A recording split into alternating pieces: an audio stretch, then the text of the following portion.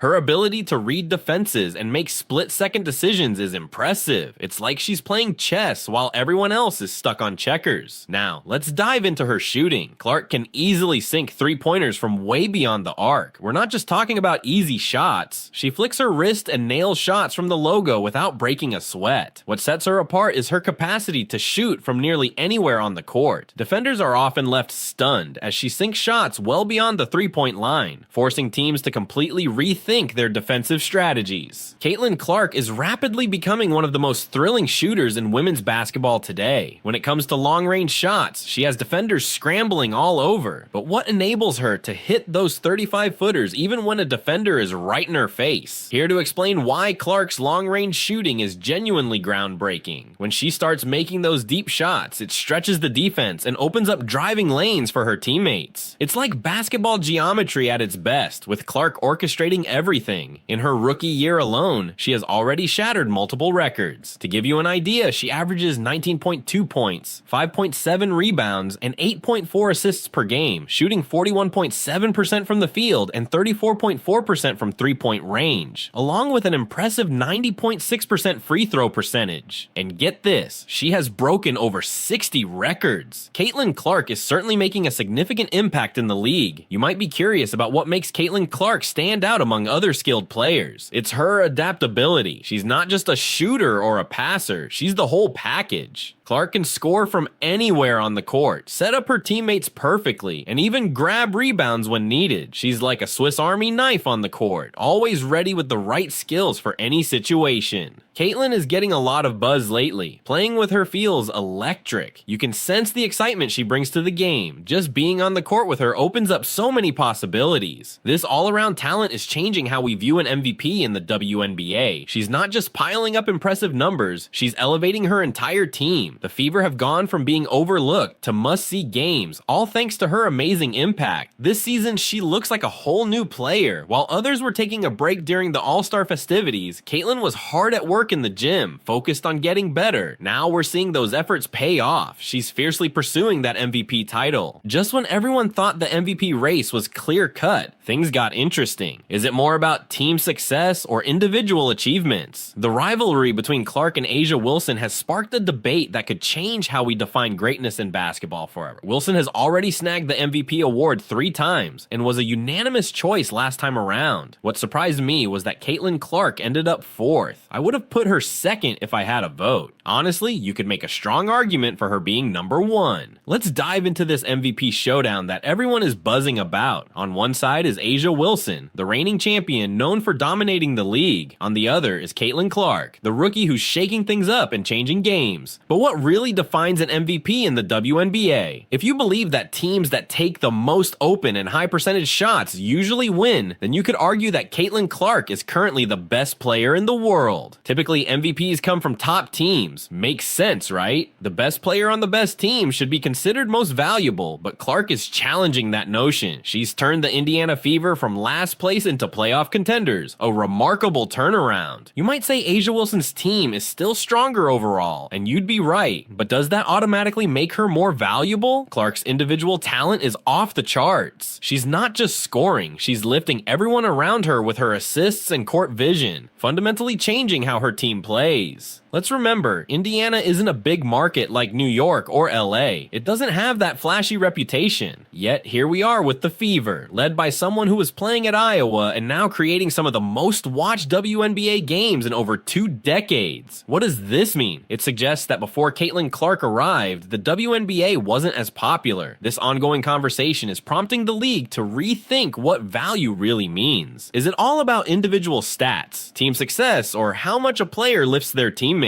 Clark's impact on the Fever is clear. She's not just racking up numbers, she's transforming the team's culture. So A'ja Wilson just had a monster game, scoring 36 points, grabbing 12 boards, and stealing the ball 6 times. She helped the Aces beat the Wings 95-81. It was a huge deal because she became the first player ever in the WNBA to get at least 35 points, 10 rebounds, and 5 steals in one game. And she also became the first player this season to have 2 games with at least 35 25 points and 5 steals. But here's the thing, Wilson was the MVP last year, and she set the bar really high, but after she struggled in the playoffs, especially in the fourth quarter, people are starting to wonder if she's still the best, especially now that Caitlin Clark is starting to shine. Remember that controversy about the Nike commercial with Wilson? Some players, like Tammy Fagbany, weren't happy about it. It wasn't just a small complaint, it sparked a big conversation among WNBA players outside the US. Remember when Wilson said winning isn't for everyone? Well, those words are coming back to bite her now. It shows how media can change how we see players. When you're winning, bold statements look good, but when you lose, they can be used against you. Just a few weeks ago, Caitlin Clark was named Rookie of the Year, and now she's competing with Aja Wilson for the MVP title. I'm not kidding. She's making a strong case for being the best player in the league. I haven't seen anyone control a game like she does. Clark isn't just putting up crazy numbers, she's changing the way we talk about who's the best in the WNBA. For years, Aja Wilson was seen as the top dog, but now that Clark is shining, fans and experts are buzzing about her. It's not just about stats, it's about style and how much a player can help their team. When I watch younger players, whether they're from college or overseas, I'm impressed by their skills, but I'm also looking for their weaknesses so I can beat them in the league. I want to make them doubt themselves. And here's where it gets really exciting. The rivalry between Clark and Wilson is more than just two players competing. It's changing how we see the WNBA. We're seeing stories that everyone can get into, from casual fans to die-hard basketball fans. Media coverage is going up, social media is buzzing with every highlight, and finally, the league is getting the attention it deserves. Both Wilson and Clark are dealing with this spotlight in different ways. Wilson is using her recent struggles as motivation to come back strong. She has something to prove. That's what makes great players great. Every year brings new challenges, and Aja has put a target on her back with her interviews and media presence. Even when critics attack her for things like her logo celebration, she stands her ground on social media. On the other hand, Clark also has a target on her back. Every team brings their best game when they play her. The big question is, can she handle the pressure and keep playing at this amazing level? Fans will be watching closely all season long. Think about it. When was the last time so many people were excited about a WNBA storyline? This kind of energy is exactly what women's basketball needs to get bigger. It's not just about feel-good stories, it's about recognizing the WNBA as a serious league where every game matters.